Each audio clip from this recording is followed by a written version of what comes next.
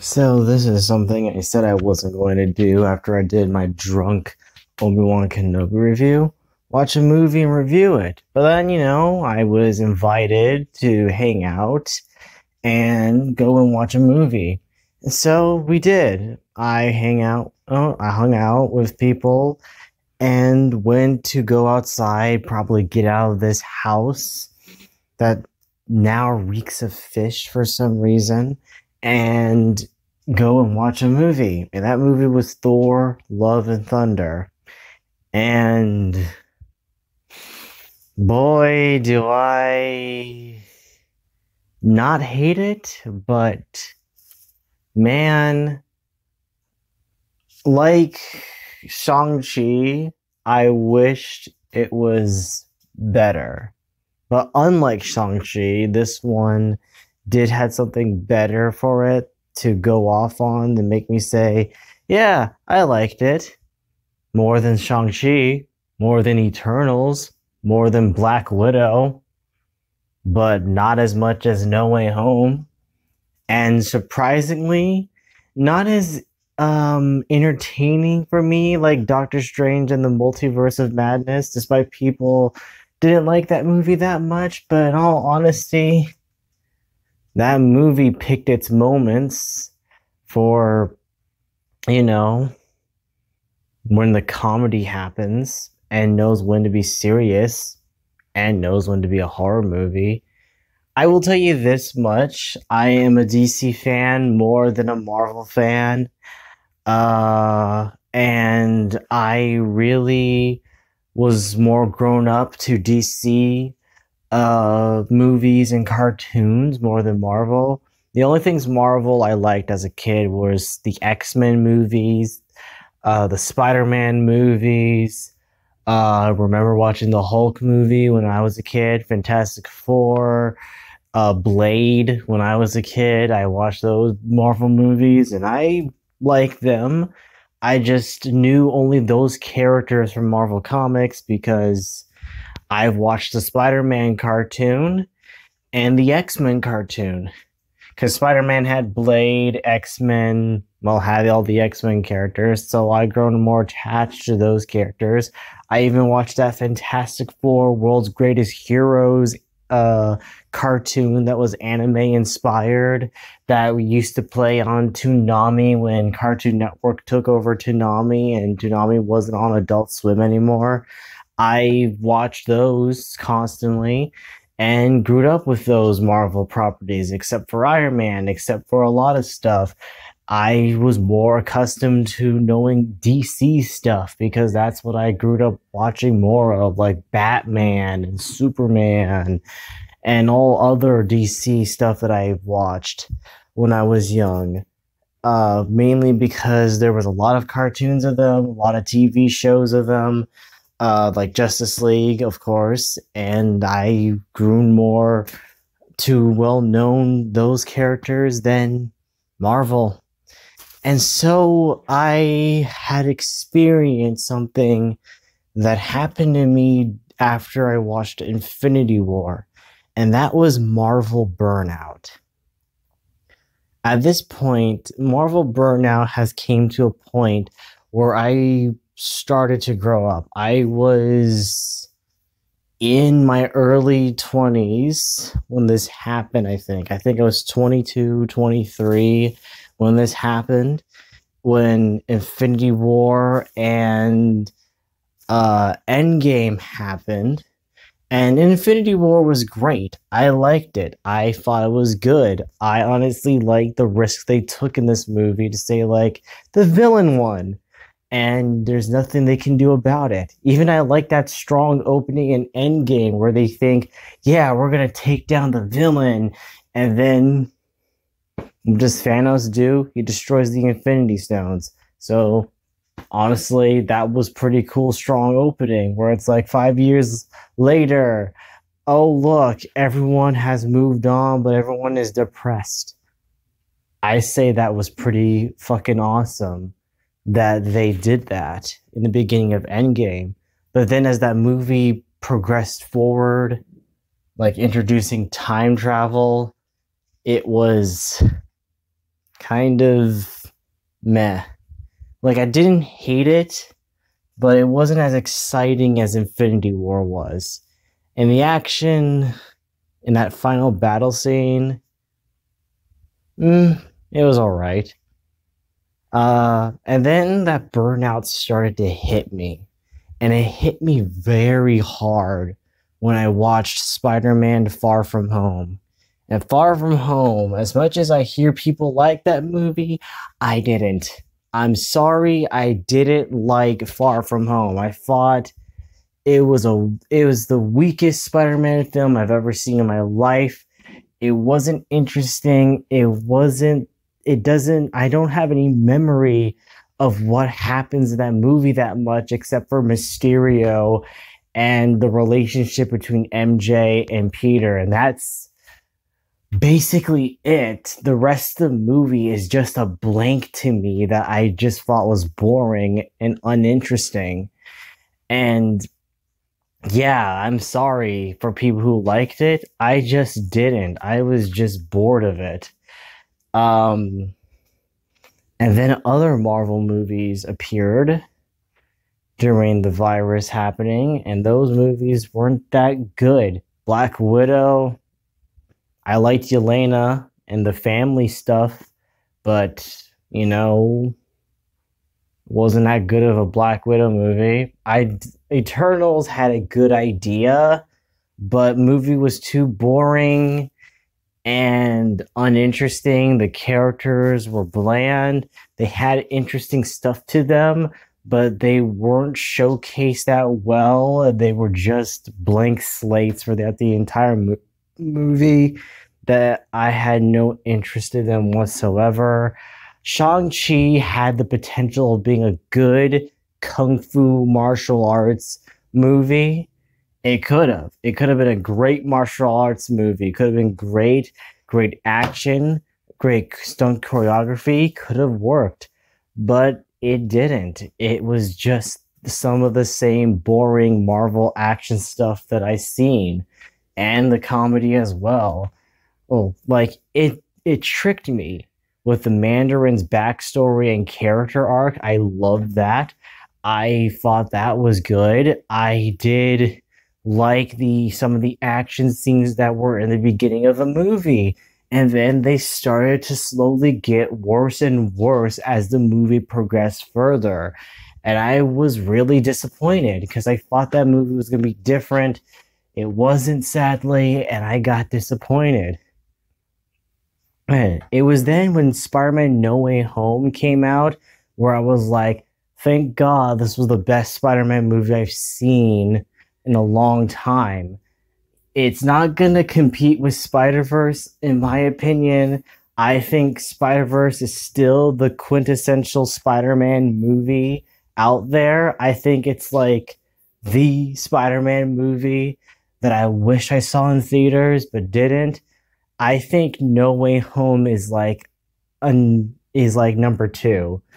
In my opinion. Number 2 or number 3. I'm still fighting over which one I like more. To put in the number 2 spot is either Spider-Man 2 or Spider-Man No Way Home. It's kind of like a hard choice for me because Spider-Man 2 is still one of the best Spider-Man movie sequels ever. It's still great. It's still one of the best ones.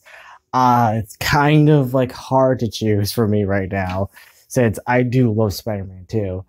And the Marvel shows, I like some of them. I liked WandaVision. I liked Loki, What If, Moon Knight, Hawkeye. I did like Hawkeye. I thought that was pretty good.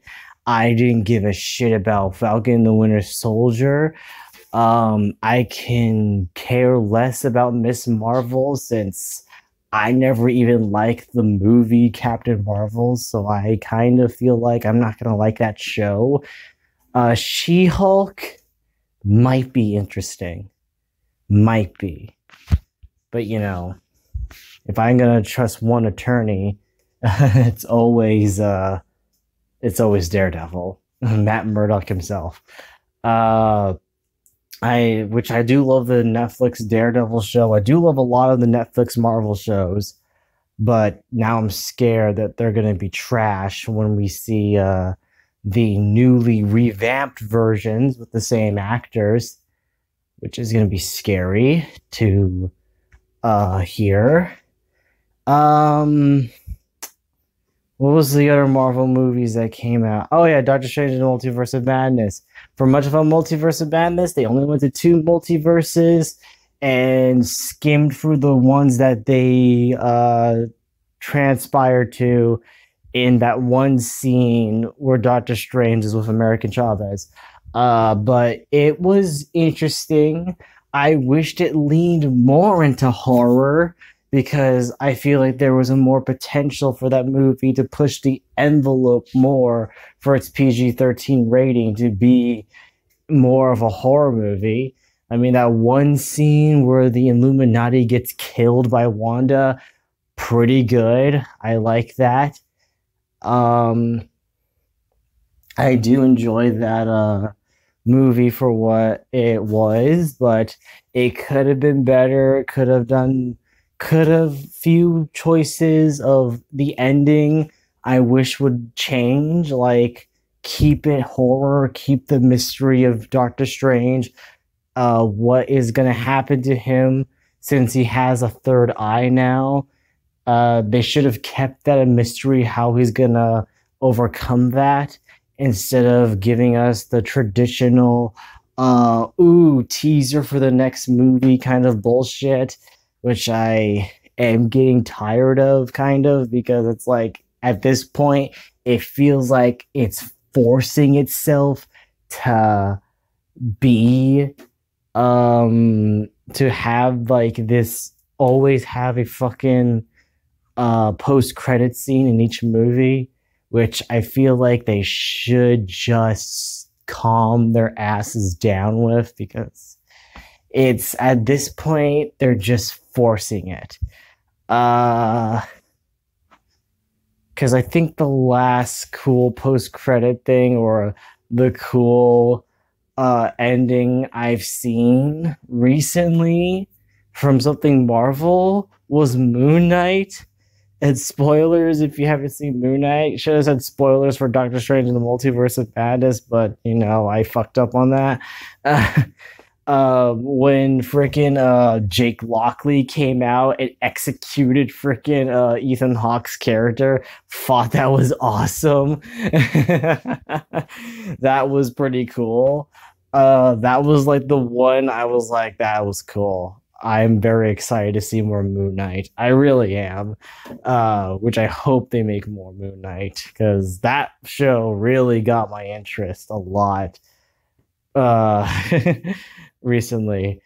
Now we're here with Thor Love and Thunder. Spoilers if you haven't seen this movie since it recently came out.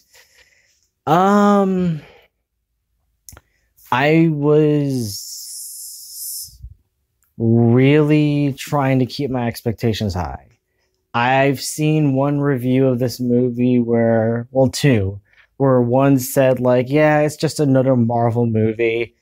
And also, there's one where it says, like, the comedy really ruins a lot about this movie. Like, the jokes don't land. And it feels like a Minions 2 movie that was disguised as a Thor movie. And they are not wrong. I will say this for what this movie shines on. I say it shines on the few of the characters. Like the main ones being Thor, Jane Foster, and Mjolnir and Stormbreaker. Yeah, the weapons are characters in this movie.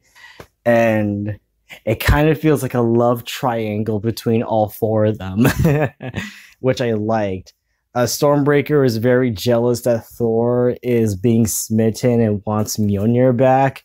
And Stormbreaker is like mad at him, like, hey, look, you're with me now. How dare you go back to that hammer, you bitch. And I thought it was so hilarious how they made it like a relationship between the weapons of Thor and Mjolnir and Stormbreaker.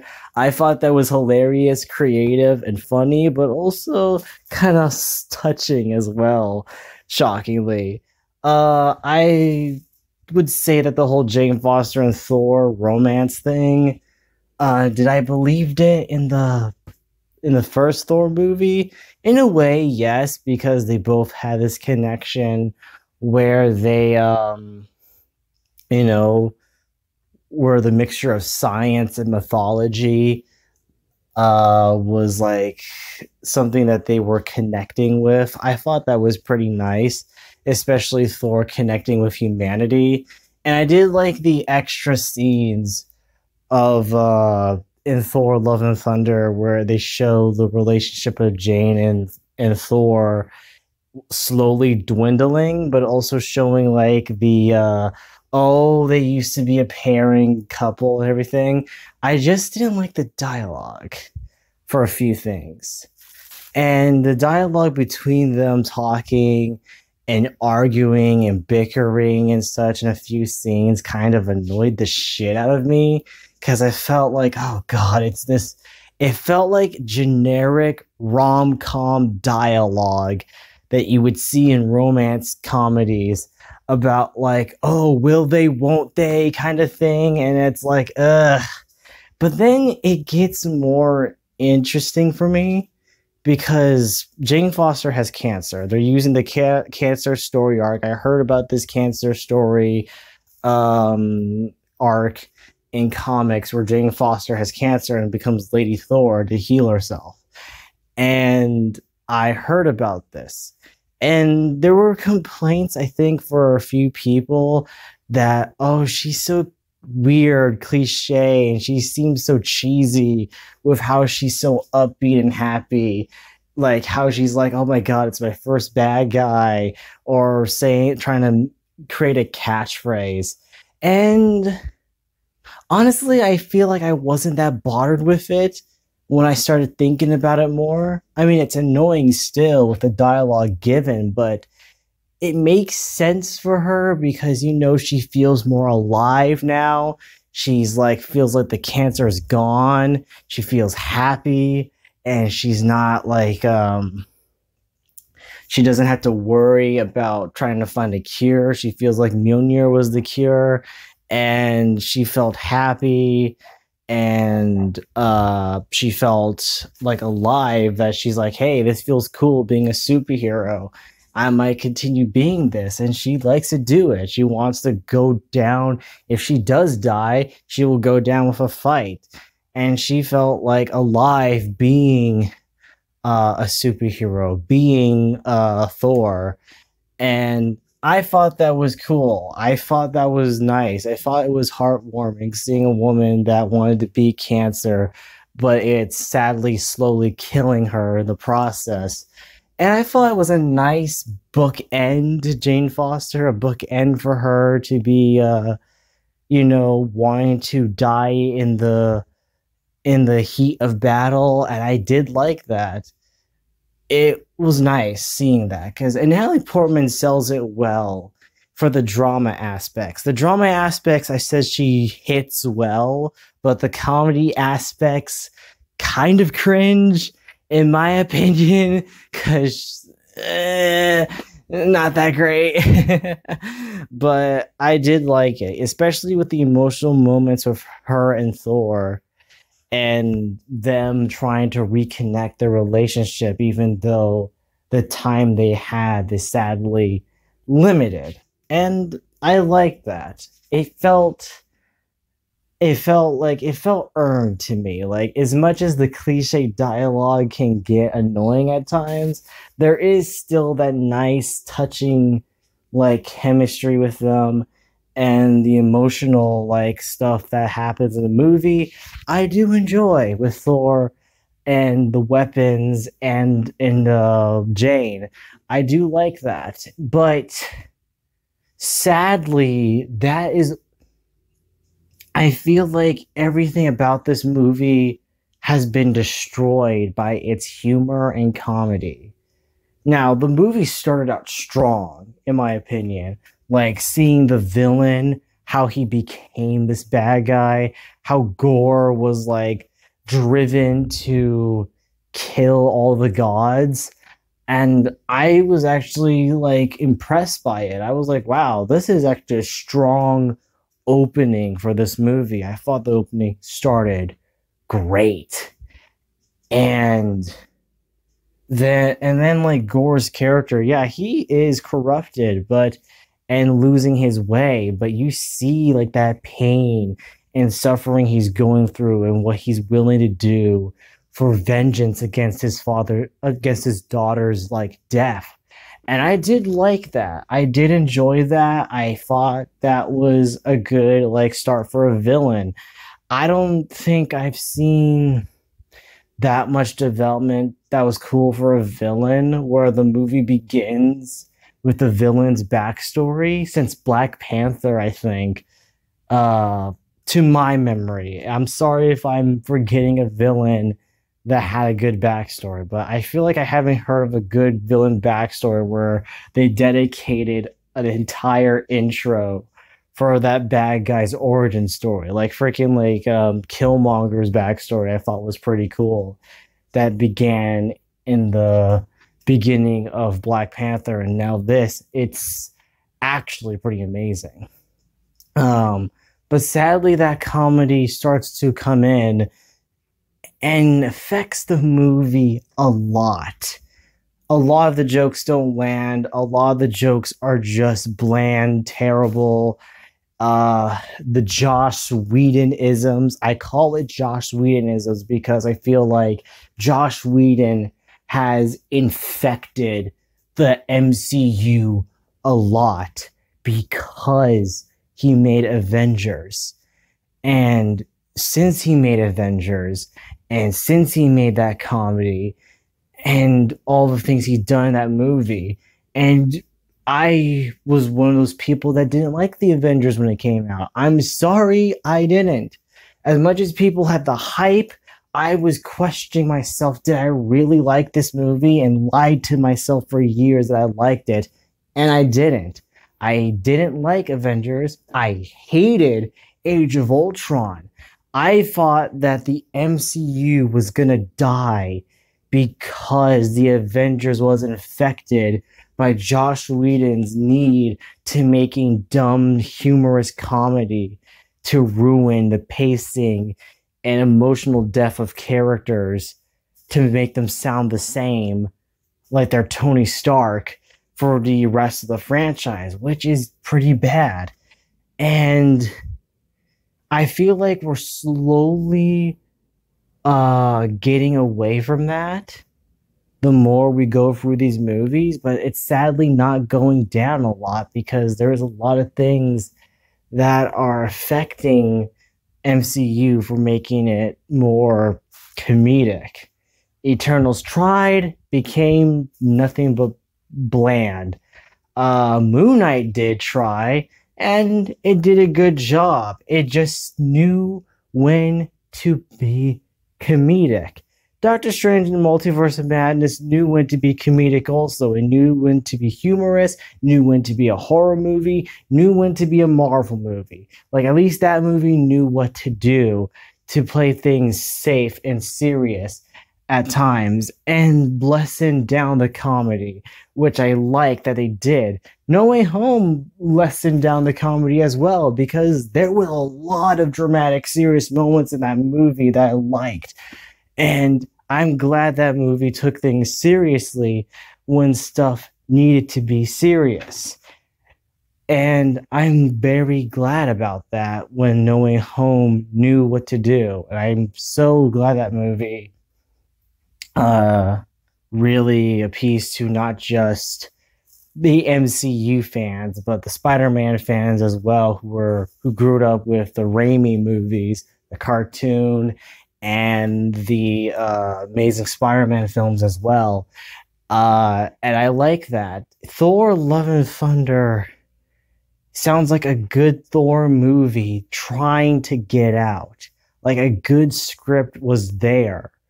It's just that that comedy fucked everything up. And I don't think I can blame Taika Waititi for that. I don't think it was him because he did Thor Ragnarok, and Thor Ragnarok was a damn good, decent Thor movie. I enjoyed Thor Ragnarok more than the first Thor movie, more than Dark World, obviously. And I thought Ragnarok was the best one. And to Love and Thunder, hearing Taika Waititi back, I was like, hell yes, let's go. And then things just felt like it was a chore to go through.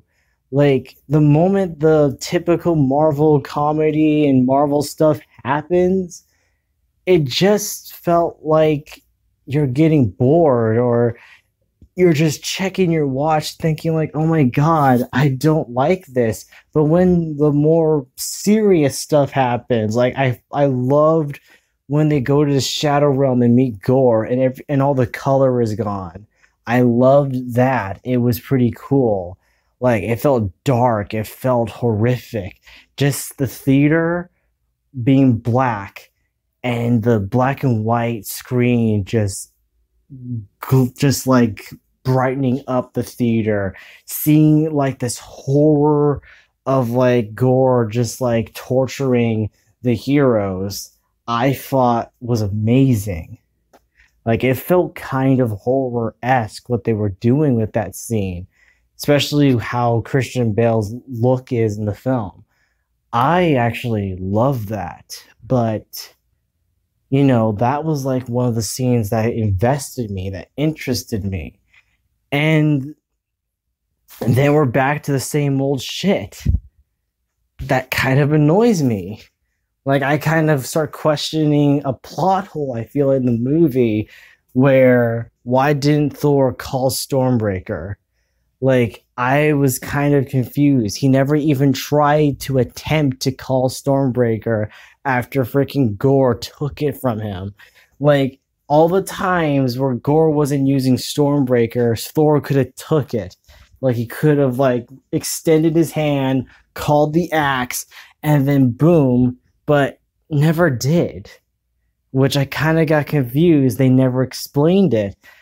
I mean, the one time when Stormbreaker was in use and Thor couldn't get it, I understood, but the other times, confusing and just annoyed me, questioning why couldn't you just do this? Why couldn't you do that? Why couldn't you grab this and whatever? But you know what? It's fine. It kind of annoyed me, but not as much as like the comedy annoys me in this film, where it just made me exhausted. It just made me exhausted. Like, I was done. I was burnt out. I was checked out of the movie half the time. Like, it's like an emotional roller coaster of me like, oh, my interest is back and my interest is gone. My interest is back, gone, gone, gone, gone, gone. Interest is coming back slowly and it immediately goes down again. It's just this roller coaster that makes me feel I don't know what to feel.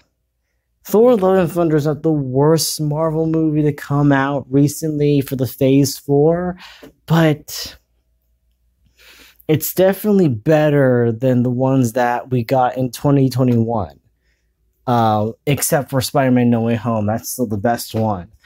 But it's, at this point, it just feels blah. And I didn't like that. Half the time I liked it, half the time I didn't.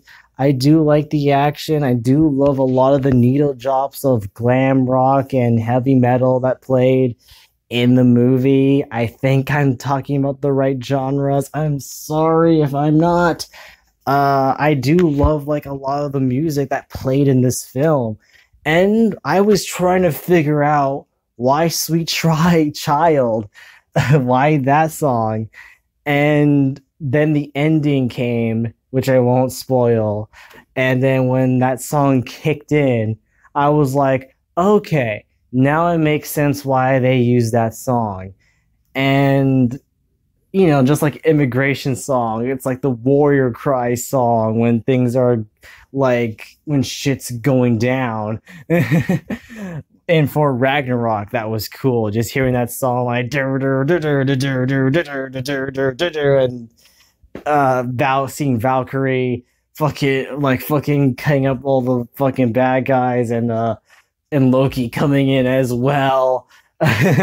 Thor just like lightning punch or thunder punching or lightning punching Hela. I I love that. That was hilarious. That was fucking cool. Um I remember a lot of cool things I loved about Ragnarok, but freaking uh Love and Thunder, I do like a few of the shots. These cool like heavy metal kind of like shots, these beautiful landscapes, these beautiful looks of the film. I'm like, wow, that's gorgeous. Too bad there are two annoying ass fucking goats that are ruining the scene. And and that's the other thing. I fucking hate this running gag with these screaming goats. Like some boomer from the fucking studio just saw the screaming goat meme that was in 2016, 2015, wherever the fuck that meme was popular when Vine was a thing. And they were like, that's hilarious. Let's put them in the movie. And they continuously do that joke constantly in the film where they're screaming in every shot they're in. And it is fucking annoying. And I think everyone agrees about this. I think I went on Twitter, and the first thing I saw on Twitter was people saying, for the love of God, don't bring these goats back in the fifth Thor movie. For the love of God, don't. And I agree. Because when I saw that, I just wanted to bash my head in with something hard. But there was nothing but the fucking cup holder on my fucking leather seat that I wanted to just hit my head in until there is a thin line dent. Probably blood will seep out when I am done bashing my head in until it caves in and my skull cracks from hearing those fucking goats scream for the billionth time in that movie. It was annoying. And yeah, I don't know. I could be the wrong one. There were a few people laughing at the jokes that I couldn't laugh at in the movie. But then I feel like I wasn't alone because a lot of the jokes were dead silent, especially when Kat Dennings was there, except for one person in the theater that said, oh, hey, Kat's back. I'm like, God damn it. And I just, look, I liked Kat Dennings in WandaVision. But when I saw her in Thor Love and Thunder, I'm like, they promised me you would never be in another Thor movie. They lied.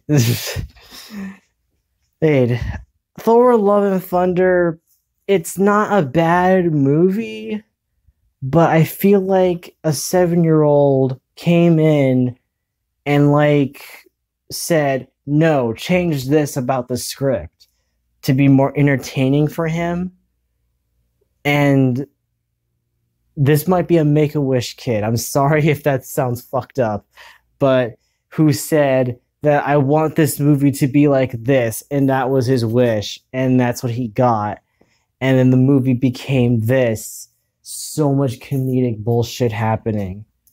And if that 7-year-old kid had more of his way, I would have saw like an Among Us joke. I would have saw a Big Chungus joke as well. And I might have heard a bruh joke as well if they did that in the film. And I would have left the theater at that point if that happened. I was about to walk out. But there were still things in that movie that kept me in the theater to stay. And shockingly enough, this is a long movie. I went in that theater at 7:30 p.m. and I walked out and it was already 10 o'clock. And I was like, Jesus Christ, it was that long of a movie? And I know that this might be counting trailers, but I was still, that is a long fucking movie if 10 o'clock happened that quick for that movie to come in. But yeah, this was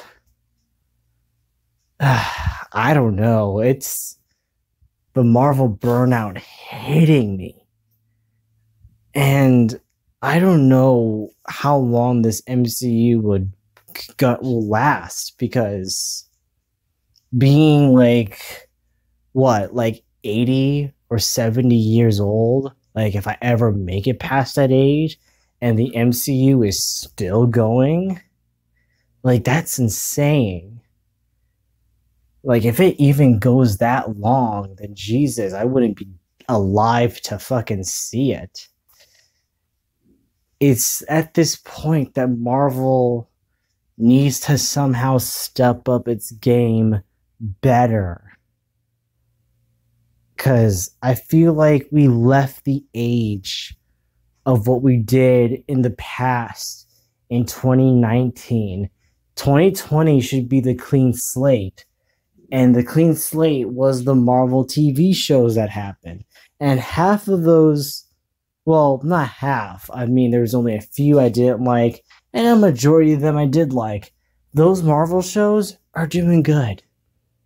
I'm not saying everything needs to be a Marvel show, let alone, as I said, as a good example, not every Star Wars thing needs to be a TV show as well. Like, Obi-Wan Kenobi could have been a fantastic Star Wars movie. It didn't need to be a show. And that could have worked out well if we did got an Obi-Wan Kenobi movie. And we didn't get it because they thought, well, since Solo sucked, even though that was Disney's fault, and Kathleen Kennedy probably as well. I say, like, there needs to be things where you have to figure out what works as a movie and what works as a show.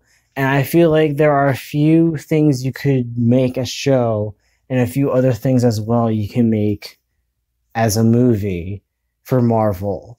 And I feel like a lot of things worked. Moon Knight worked amazing as a show because the whole complicated backstory of Moon Knight is very interesting, and it couldn't work in a movie. It could only work in a show, and I'm glad they did make it into a show. Falcon and the Winter Soldier should have just been a movie. Had no right to be a show. It had no reason to be. It could have worked out as a movie, and it felt like that.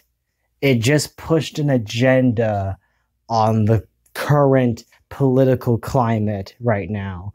And it kind of got annoying being on that soapbox for too long. WandaVision worked as a show, but I wished it leaned into the more horror-y aspects I feel like it could have worked on. Kind of like a Too Many Cooks situation or whatever Adult Swim horrific shit that we played late at night that could have worked out well. And there is a lot of things we could do. And I felt like Moon Knight would have been the moment where we would believe that, hey, not all Marvel stuff needs to be all funny, ha-ha comedy jokes. It can be a serious film as well. Just like how the start of the MCU happened. Few jokes were landed, and most of it was a serious action movie. Like Iron Man, like the Incredible Hulk, until it somehow got butchered by one of the producers in Marvel when it was supposed to be more of a character study kind of film with Bruce Banner that got chopped down into an hour and 45-minute movie instead of a 2.5-hour film. There's a lot of things that we can do different. Like, I feel like Zack Snyder's Justice League has proven that a serious superhero film works. how a lot of superhero films that were serious in the past proved to work. Like Watchmen, 300, Blade is a serious one too, with a few comedy as well in places and horror. I say like we need to get back to those days where we can take superhero movies seriously and have a little bit of comedy when it's needed. Like pick your moments. Pick your moments where you need the comedy and pick your moments where you need the serious aspects of things as well. And Thor Love and Thunder was sadly an example of being bogged down by being just a Minions movie inside a Thor movie. This movie, sorry, 6.7 out of 10.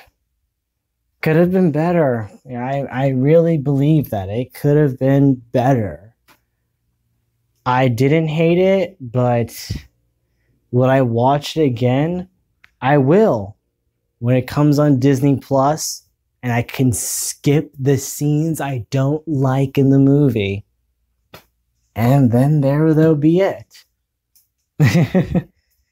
And that would be just an hour-long movie at that point if I'm just skipping the parts I don't like. Or find a fan edit version, like a supercut version, where they take out all the screaming goat shit. But yeah, that has been my review.